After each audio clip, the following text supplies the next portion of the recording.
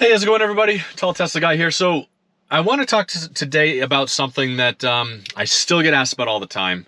Honestly, I've done a couple of videos about it, and I can understand why, really. It's a curiosity people have with the cars, with the Teslas, EVs in general. And it's how much does it cost to charge? What's it like to take it on a road trip? How comfortable is it?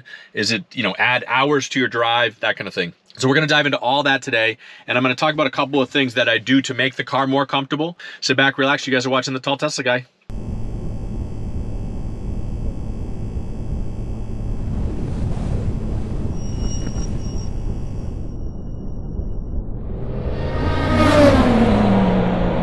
Like I said, it's all about charging.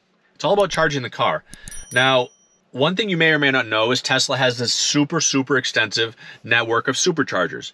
Now, the superchargers alone will charge your car times faster than, say, an outlet at home will, or a destination charger like EVgo or Electrify America. They charge a lot faster, but they'll charge faster, right? So it's a level 3 charger versus a level 2. So it's going to be charging that much quicker. So in general, the way that Tesla designs their navigation software, their road trip software, is to get you from one supercharger to the next so that you spend the least amount of time possible there. So if I were to go to, if I were to charge at home, for example, it's going to take me, and I only have a 110 outlet in the garage, and that's what I'm plugged into. Now with Teslas, you can plug into anything. You don't have to have a special outlet or a special charger or anything like that for it. It comes with the charger, at least it used to. And you can plug it right into any standard outlet.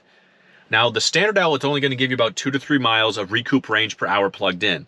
And that's at sort of peak. So if it's 330 miles, or let's even say 300 miles, it's going to take quite a while for me to get up there charging at only 3 miles per hour recouped range. Now I don't tend to drain it down to 0 and then charge it back up. I drive it like a normal vehicle, just like you would a gas vehicle. You don't drain it down to empty before you put gas in it. I charge it every night, and I'll get probably, I don't know, 10, 15, 20 miles over the course of the night, depending on how long I've been plugged in there, which usually recoups the amount of range that I drove the day before. So it gets me back to pretty close to being a full battery. Now that kind of thing works great. The downside to it is when you go on a road trip. You go on a road trip, you tend to use more of the battery. So I'll set it up initially to maybe charge to 100% before the road trip so that I can get optimal range out of it. I'll use Tesla's navigation software. I'll also use this other app called a Better Route Planner. They give you more information about what's at the superchargers. So you to stop and eat, all that kind of stuff. And then I'll hit the road. Now, we just took a trip this past weekend. We headed out from where I am in southern Maine, we headed down to New York City. It's about a 5-hour, 45-minute drive if you were to take a gas vehicle. It took me about 6.5 hours in a electric vehicle, or in our Tesla. Now, we found out afterwards on the return that I was able to leave New York City, get about maybe close to halfway home, and then charge up pretty close to the top, and then make it all the way home without having to charge again. So I only needed one charging stop on the return home. Now, I did sit there for about 35 minutes.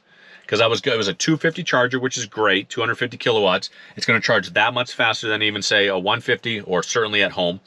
And it charged as fast as I could possibly charge.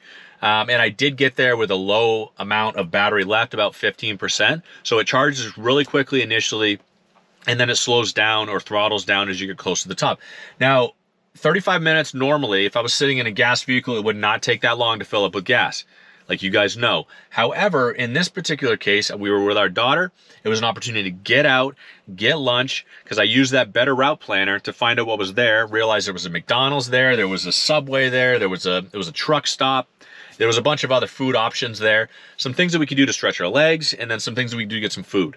So we took it as an opportunity to eat, bathroom break, and then kind of walk around a little bit.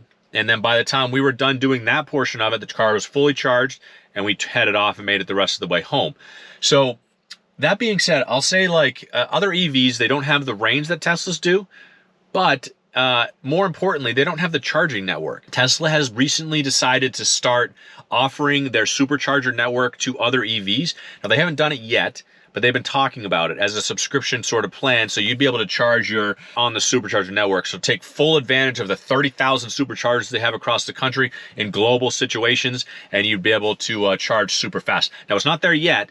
So right now it's proprietary to Teslas. And in this case, it's something that we fully took advantage of as we drove down there. And now on the drive down there, we ended up stopping twice. Now, what the navigation system did was get us to a supercharger, tell us to charge for 10 minutes, and then it was more than enough to get to the next supercharger, and we were able to charge for 15 minutes or so. And then we were able to put the state of charge that we wanted, or how much battery we wanted to have, by the time we got to New York City.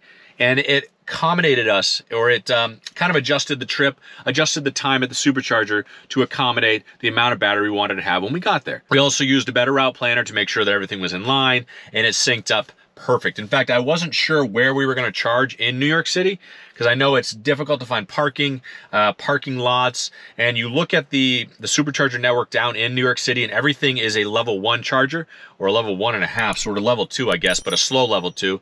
It only charges at about 72 kilowatts per hour, and I think what it is either a Tesla wall plug, or it's just an outlet. Maybe even a 240, I'm not sure. But we didn't end up needing it. I got down to the city with about 75% battery by design. I charged just before we got in there. And honestly, the car sat out on the street right in front of our hotel. We found a perfect parking space, and it sat there for 3 days. And we didn't have, I only lost like, I don't know, 5% maybe, because people kept getting near the car. But outside of that, it didn't do anything for my range. And then when we left, I was able to make it halfway home before even needing to charge or wanting to. So it actually worked out perfect. Things I wanted to talk about is these steering wheel covers. And I'll show you guys right here. I have the Alcantara one on there that's gray. It actually matches the door. It's just an amazing piece. It's really comfortable to hold. Now they come in different colors, black, carbon fiber if you're into that, and then red, other colors, blue too. It's from my friends of mine over at EV Base, and it's something that, jump down in the description. You can save some money on it too, but I just love the way that it feels. It's got grooves for your hands, and it's hard to even tell, but you can see there, it's got these grooves in there where your hands fit, and it doesn't impede your ability to hold the steering wheel. It still heats up like normal, and it's just really comfortable to feel. So definitely check those guys out. But one of the things people ask outside of that, so the road trip was just amazing. It worked out great. Outside of that, though, it's how much does it cost? Supercharging is not free. It is not. 100% is not. Now, they had specials where you get 10,000 miles if you bought the car at the end of last year, stuff like that. But assuming you didn't do any of that, you're going to pay for supercharging. Now, supercharging is cheaper than, sort of cheaper, I guess, than charging at home for the speed and stuff like that. It's an absolute necessity, and it's 100% cheaper than getting gas. I will say that. But one of the charges that we did, we were pretty low, and we got up to about, I think I said it about 95%, so I knew we could make it home. I was trying to get as close to 100 as I could. And the entire session, in about 30 minutes or so, it cost us about $18. So like I said, not free, but 300 or so miles on a gas vehicle. Even if you had a great range and you got 30 miles per gallon, gas is almost $3.60 a gallon here in Maine. So some quick back of the napkin math, and you're spending more than $18 to fill your car up with gas. Now, obviously, there's a time component, but honestly, with the baby, I would have been at a gas station, and I would have gone inside and got some food, and we would have eaten there, and then I would have got the car and left. So I would have spent about the same amount of time anyway. So there's that. Now, we traditionally charge at home, and when we charge at home, we plug into the wall outlet, and it does add to our electricity bill. Before, where I was living in Ohio, we had much better, a much lower kilowatt hour or charge per kilowatt hour than we do here in Maine.